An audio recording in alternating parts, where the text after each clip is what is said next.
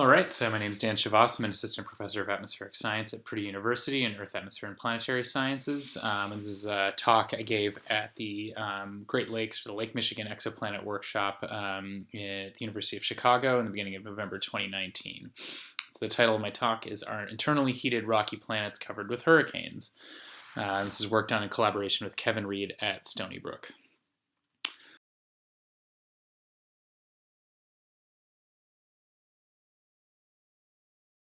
So I'll lead off by just noting that I don't actually know anything about exoplanets. So this is my first foray in sharing some recent research that I've done that may be relevant to exoplanets. So what I do is I study the Earth. So this is here a nice, this really remarkable GOES 16 visible infrared satellite image. Looking down at the Earth. And so specifically one of the areas that I work on is hurricanes. I've spent several years now working on hurricanes. So here you can see 3 hurricanes in the 2017 hurricane season out over the Atlantic. And so to understand how hurricanes work on the real Earth, I like to create imaginary alternative Earths. And this may accidentally be exoplanet research. So it's what I'm sharing some of my results here today. So I'm going to briefly give some introduction to my motivation, which is really on the Earth side, and then I'm going to just to show you where I'm coming from, and then I'm going to actually talk about the component of this work that ended up being perhaps more broadly relevant to Earth-like planets, and particularly thinking about exoplanets and what you'd be able to see from far away. Okay, so a quick primer: hurricanes on Earth. Here's a map showing hurricanes, genesis points, and tracks superimposed on the mean sea surface temperature from the years 2000 to 2008. So tropical hurricanes on Earth typically form over relatively warm water in the tropics. They're not at the equator. They generally then move poleward and westward with time. It's more obvious in the northern hemisphere. And then eventually they often recurve with the jet stream and they die over land or over colder water. And so as you move poleward, in general, hurricanes are strongly suppressed thermodynamically. So in low latitudes, it's quite thermodynamically favorable for hurricanes. And then as you move poleward, it becomes increasingly very hostile. So, but a hurricane also depends dynamically on the rotation of the Earth for its source of angular momentum. And so this is we want to know what is the nature of this dynamical dependence, independent of this thermodynamic variability. So there are a few different existing hypotheses for the dynamical controls of hurricanes that depend really on the Coriolis parameter F, so the planetary vorticity. So the first hypothesis is the genesis rate scales with F, so it increases with F. So just to say genesis rate should increase with latitude. Second hypothesis is that the minimum distance from the equator is set by some minimum value of the Coriolis parameter F. And then third is that storm size, a measure of overall storm size, should scale inversely with F. So there's this current theory, and we also have what we call F-plane simulations predict a 1 over F scaling for storm size. And so this is size on the y-axis, and there's a few different measures of it versus latitude on the x-axis.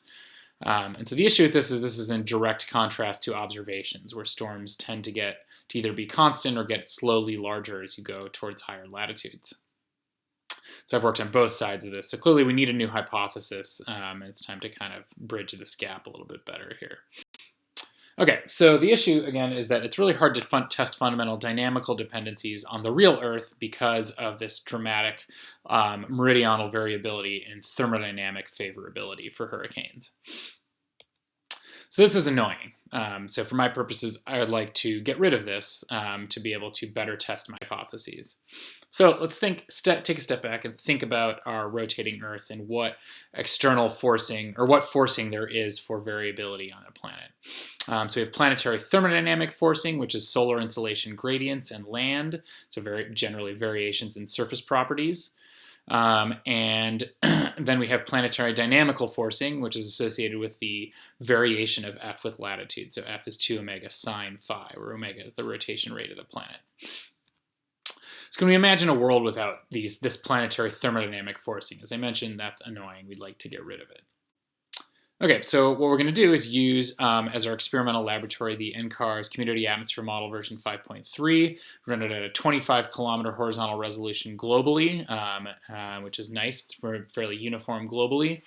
And so this is just an AMIP Earth-like simulation using historical SSTs and solar insolation for 1979 to 2012 as forcing. And so what we're looking at here, and all these movies I'll show, is just the near-surface wind speed in meters per second. So you can see there's a rich array of phenomena on Earth, including hurricanes. You see one here a couple of them forming over the Atlantic Ocean. And so, yeah, so we have a lot of things, including hurricanes, that typically form in the basins and areas that you expect them to form on the real Earth.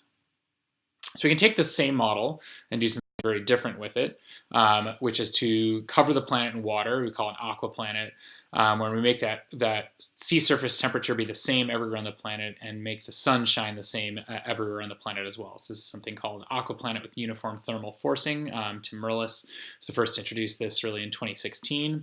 So here we have a 29 degrees sea surface temperature and solar insolation is 340 watts per meter squared. That's constant and a diurnal average everywhere on the planet. So what you get is something that's dramatically different, where the dominant phenomenon now is tropical cyclones. That's what you're seeing here are lots and lots of tropical cyclones.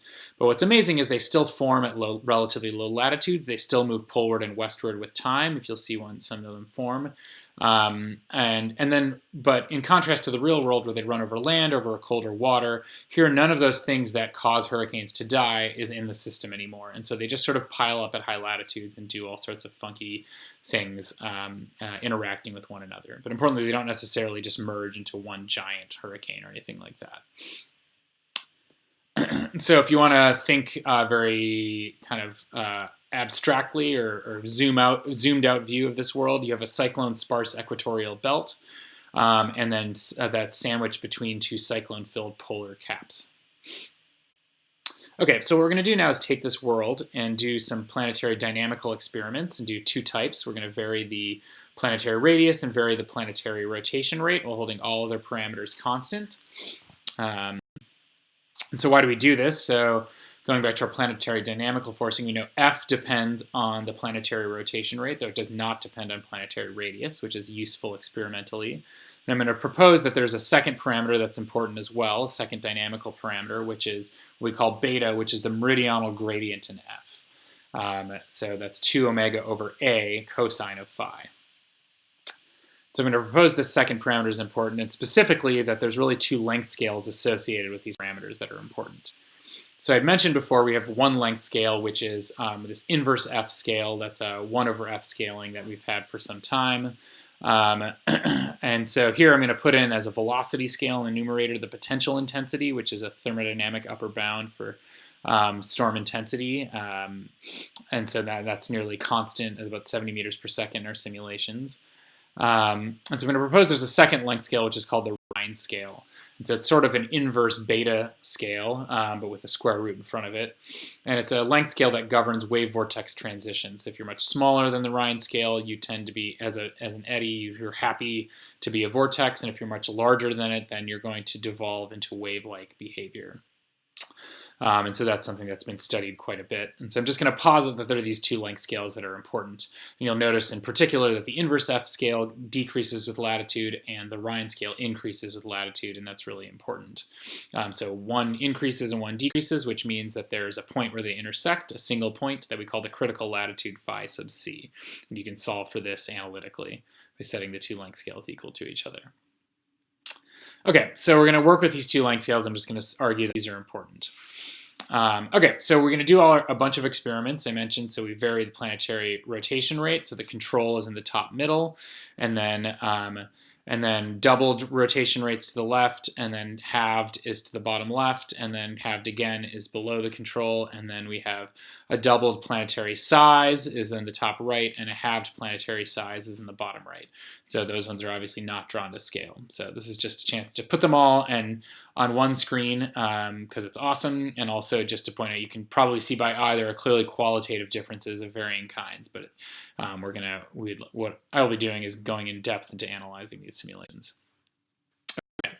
So what our main focus was to really test those 3 hypotheses we mentioned at the beginning. I'm just going to show one here because my focus for this talk is not to go through these hypotheses in detail. And so one hypothesis was that genesis rate depends on F. And so that's something that we find is indeed true, that there's this quasi-universal increase of genesis rate with F. So F is on the x-axis, which varies for the different planets, the ranges. And then y-axis is the genesis rate, so it's a rate per unit area per year. And so you get this kind of amazing quasi-universal increase across these simulations. And so you can fit either a linear, there's a slightly nonlinear fit to this genesis rate increase with F. And so the second part, which I'll just briefly note here, is that you'll notice that it increases with F, but up to different points that varies across each of these simulations. And so what is that maximum, that peak genesis rate value of F? It actually follows the value of F at the critical latitude.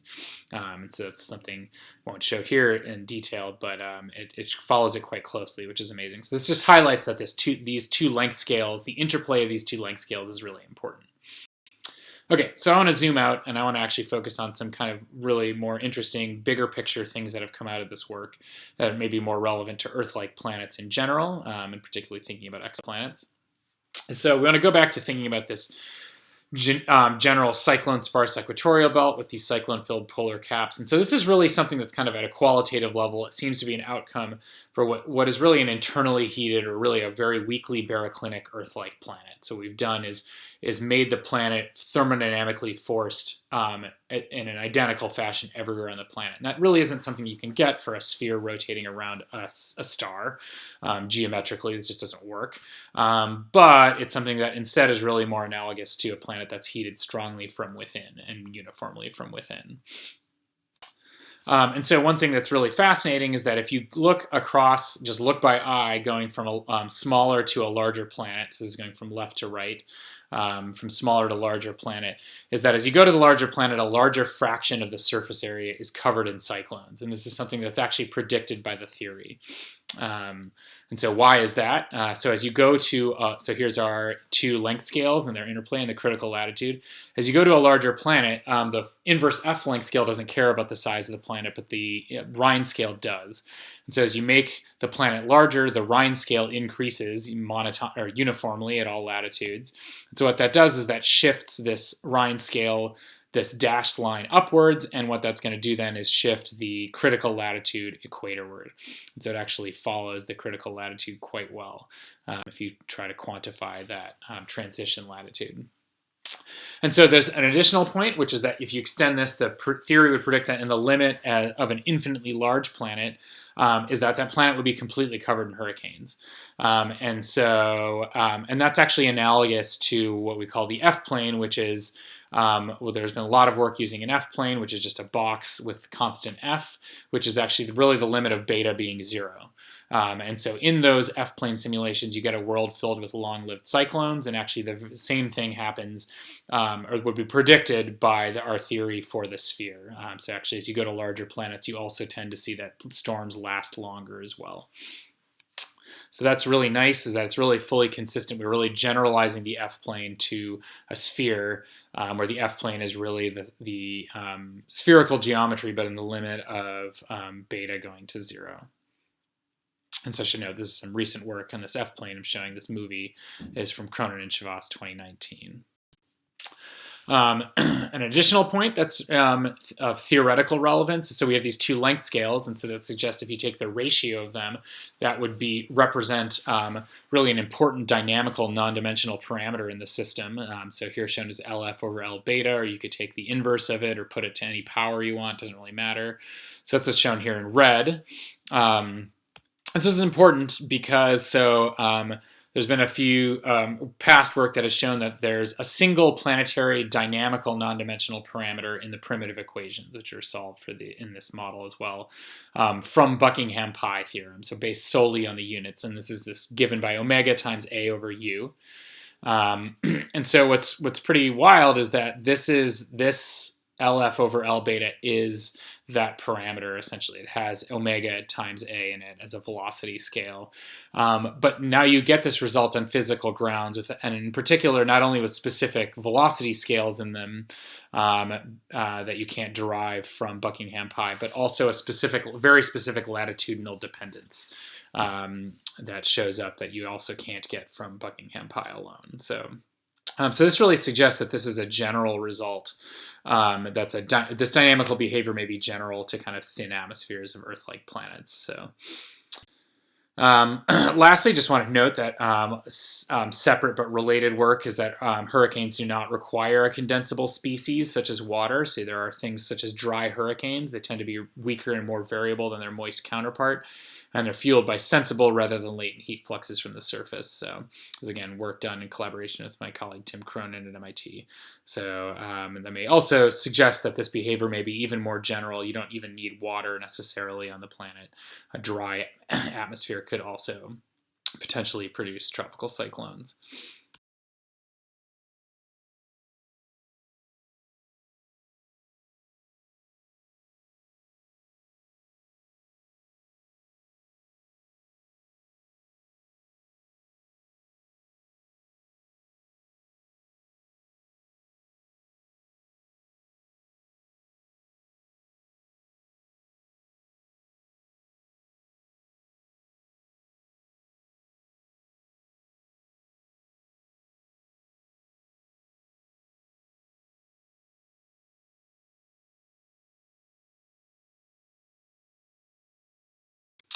Okay, so just to summarize, Earth-like planets without baroclinic forcing have cyclone-filled polar caps. These caps expand equatorward for larger planets.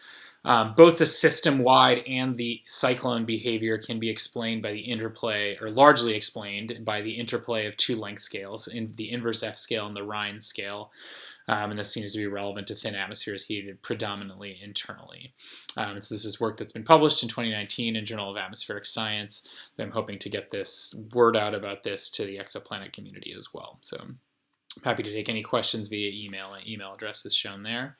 And actually, I'm going to leave up just a summary schematic we put in our paper that even that kind of captures as much as we can about this planet and the dynamics of the planet in a sort of cartoon schematic format. Okay, thanks very much.